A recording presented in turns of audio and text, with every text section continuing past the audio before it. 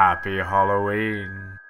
Hello everybody and welcome to the discussion of new cosmetics and a more in-depth discussion over some of the changes in the patch notes for 2.3.0 PTB. If you have yet to catch yourself up on the patch notes, check in the description for a link to my PTB video that goes over the majority of the important changes made in, well, the patch notes. So before we begin the discussion, let's jump into the cosmetics we're going to see for the Hallowed Blight event. Upcoming in the patch, which isn't currently available in the PTB actually, Doctor and Nurse will be receiving some Victorian-era costumes that make them look like quite the lovely couple. Kate will be receiving an Alpine Frost costume for those chilly winters, and 5 killers will be corrupted with the Hallowed Blight and make them a bit distorted and mutated. Also, the Doctor gets this face. Look at this face. This is the face of a true killer. Because this is the face of every Doctor main that tells me he's top tier. It's such a good face.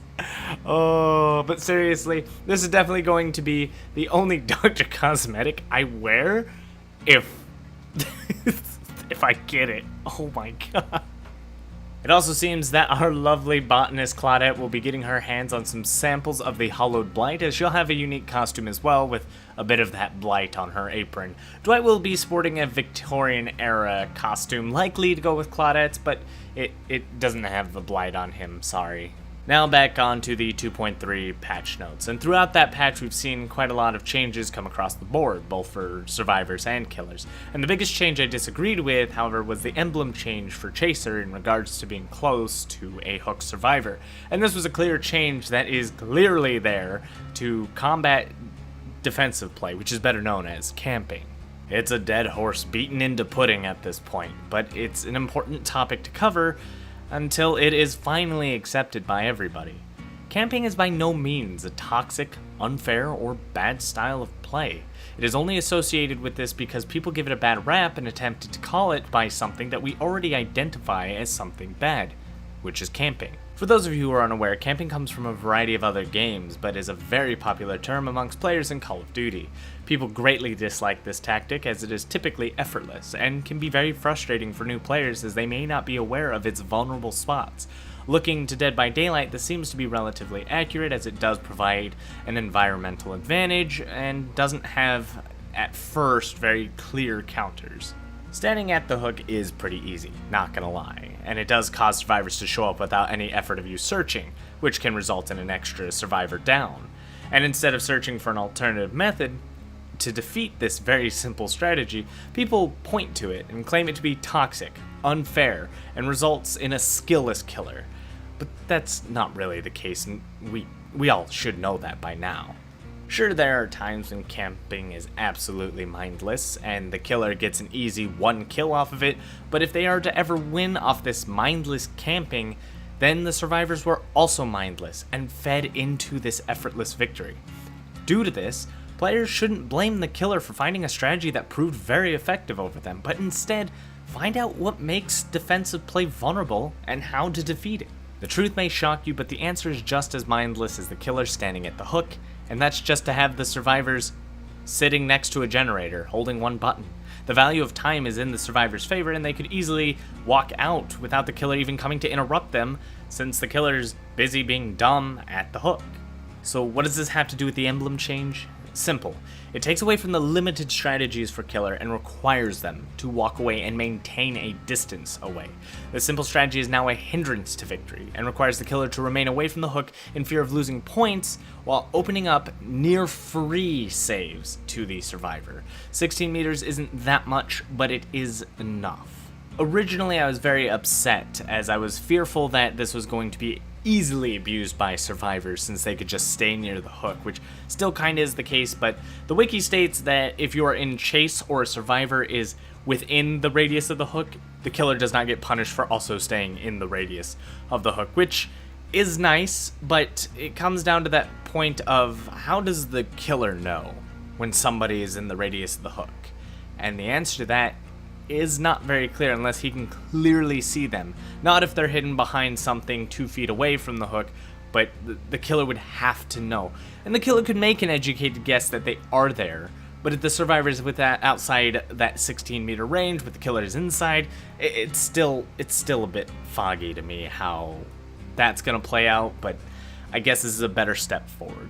Now, when looking at this, I didn't see anything that said the doors open stop the regression of points as long as you're within the radius without a survivor, and that makes a huge difference too, because 16 meters is really the biggest difference needed to just make a quick save and sprint burst off the hook out the door.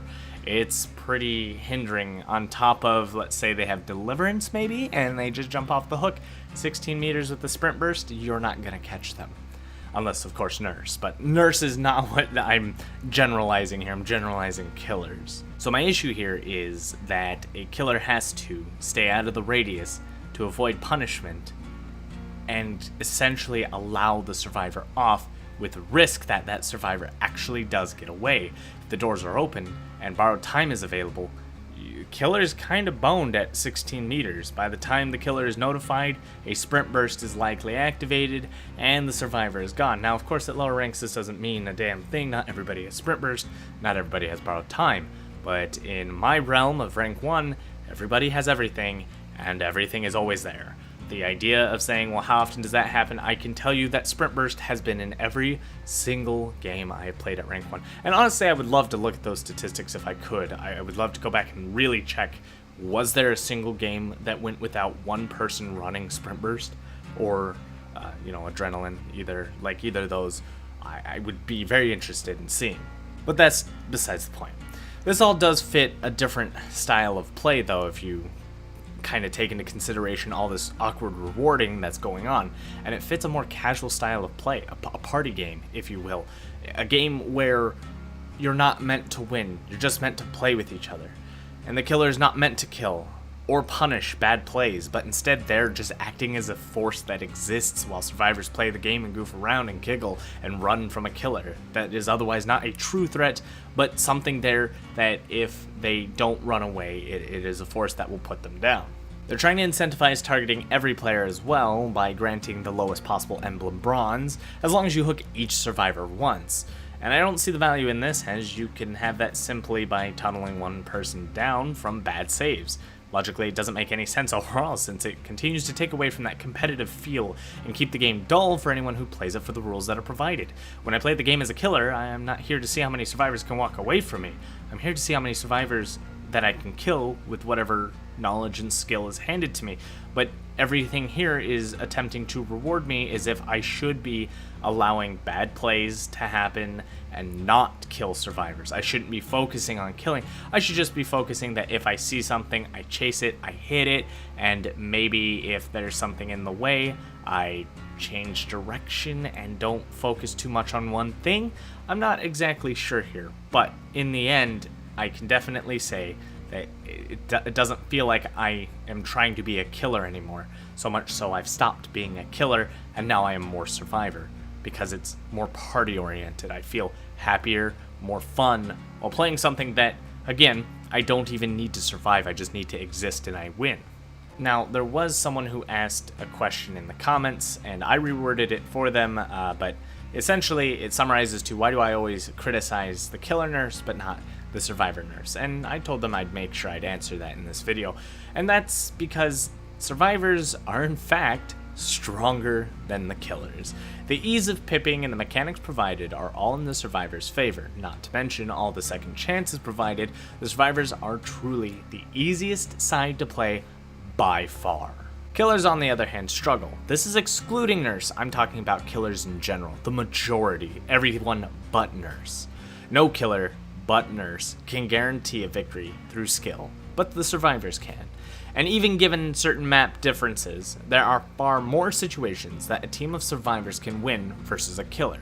Typically, killers will have to walk into very specific maps with very specific builds to make very specific victories, such as very weird gimmicks that are, kind of like No Terror Radius Freddy. That can be very devastating on Larry's Memorial, but otherwise on any other open map, let's say Rotten Fields or any Cold Wind Farm map, it's a joke. It's a massive joke. A survivor doesn't even need to survive in order to secure a win, but a killer actually needs to make several kills in order to even stand a chance.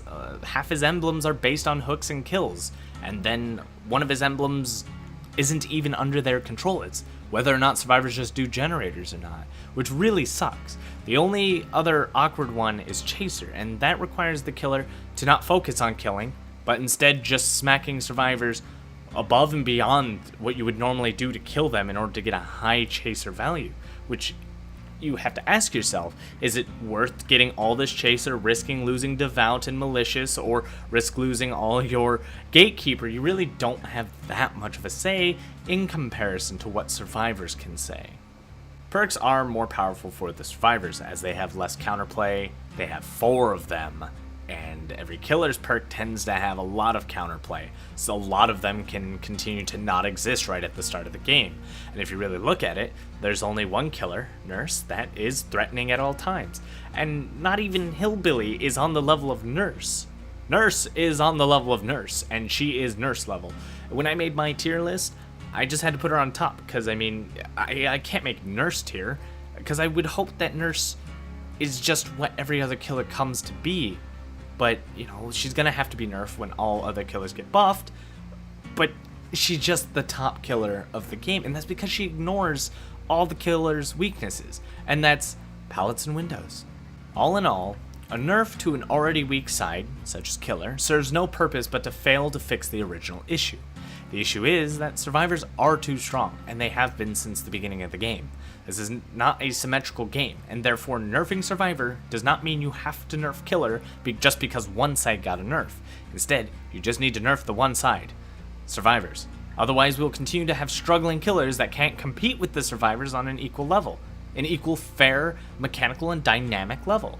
Now, people like to say that asymmetrical games can't be balanced, but that's really not true. Both sides can be balanced, but that just means that both sides have to have a fair chance, and killers don't have that fair chance. A game I'll point to is Death Garden, and a lot of people be like, oh, that game is dead, and quite frankly, it might be lacking players, but it is far more balanced than Dead by Daylight, as both sides have equal say in what happens. Both sides make dynamic decisions, and it breaks my heart that people didn't see that. Now, there's a whole bunch of things with Death Garden, we're not going to go into it, but I still love that game, because that game shows what Dead by Daylight had the chance to be. And just because it's not a horror game, it might have fallen through the cracks. But still, I look at that game as one of the best mechanical games ever. It's just a hollow shell that still has potential. Dead by Daylight is an asymmetrical game. At the foundation of an asymmetrical game, there are 2 roles, the power role and the numerous role. The power role is the single unit designed to defeat the numerous role on a 1-to-1 level. However, in Dead by Daylight, the numerous role both outnumbers the killer, as it should, but it also has the power role, because it can go toe-to-toe with the killer without help from its allies. This creates the current issue we have, which is why survivors need nerfs. Increasing the healing time requires teamwork to accomplish, else you're going to take a much heavier penalty with self-care, meaning you can't do this alone. I mean, you can, but it comes with that penalty. That is far more impactful to work together than it is alone with very powerful perks. But that's why perks like Decisive Strike, Sprint Burst, and other second chance perks need to be nerfed. The idea that a perk gives a survivor an extra chance without allies is ludicrous. Now, I know I gotta stop you right there because I know what you're gonna say. Exhaustion got nerfed. Well, you're gonna say Sprint Burst, but I'm gonna tell you, Exhaustion got nerfed. I get that. But that doesn't make Sprint Burst any less effective. It is still the most consistent second chance perk in the game. It is still beyond powerful that you just run really fast, and still remains to be one of the most powerful perks, even though Exhaustion got nerfed. And as I said before, Exhaustion needed the nerf. It is much nicer that Sprint Burst can't be used twice in a chase. That's very good, it's fantastic, but still, the power of Sprint Burst is still there. Now, there's tons to go on in regards to the individual perks, buffs, nerfs. Again, I don't like dragging these on too much without making a whole discussion on the one topic that could take me 20 minutes to talk about, but we'll get to that another day. I just want to point out that a lot of people, and I mean a lot of people, like to be ignorant and call me biased towards killer. But I'm a survivor player just as much as a killer player, and as of lately, I'm gonna say I'm probably more of a survivor player. And I acknowledge that survivors are goddamn strong. being that my potential as a survivor surpasses that of a killer. A rank 1 survivor can absolutely force a defeat against a rank 1 killer, and I'm willing to continue to research that if that's asked for. I can go above and beyond to prove that. I've been doing this for 2.5 years. I've stood by Marth88 when he did his research with the D-Pip squad. That was a full squad, and I've done my research as a solo player. So it's been done on both sides to see what is capable on both sides, and to be honest, it's always been in the survivor's favor. I guess it's really weird to have to summarize as much as I have in this video, as this video is not really about camping. It's more of why the survivor nerfs need to happen, but the killer nerfs need to stop. Until we have killers at a good rate, one where killers pose a threat and going into a game is terrifying as a survivor, as it should be, as it once was when I started this game. That is where the fun of Dead by Daylight comes. It's a horror game. Let the killers be scary once again. Not just nurse, not just the one like, oh, good game I can say right at the beginning of the game as the nurse uses the most broken add-ons of ataxic respiration and the pine cone. Like come on, let's have that moment where a wraith could queue up, you can hear that bell and you're like, my god, what have I done? And type thing, you know? I miss those very much. And you know what? Maybe someday we'll have it, but right now I'm going to continue enjoying my bullying of any killer that doesn't go nurse, because I've been enjoying that very much. But, you know, overall, I miss the old style of play, but what do you think? Do you think the game's still horror? And with all the tools that survivors have, do you really think that camping is still so bad that you can't overcome it? If so, let me know why. I'd love to know your experiences, that way I can better form my opinion. Also, what do you consider toxic? And I mean, really, what do you consider toxic? I want to know, as a consensus, to what the community says as to what toxicity really is. Do you really believe that 360 flashlights are toxic, or do you just say it because that's the popular term? Let me know in the comments down below, and I'll be wrapping up my Survivor guide by Sunday, so it's uploaded by Monday. I'm sorry it took so long, but I made this video and Disneyland killed my legs, so I was in bed for longer than I thought I'd be, and yeah, that happened. Anyways, I'll see you all next time. Thank you all for watching, and as always, good game.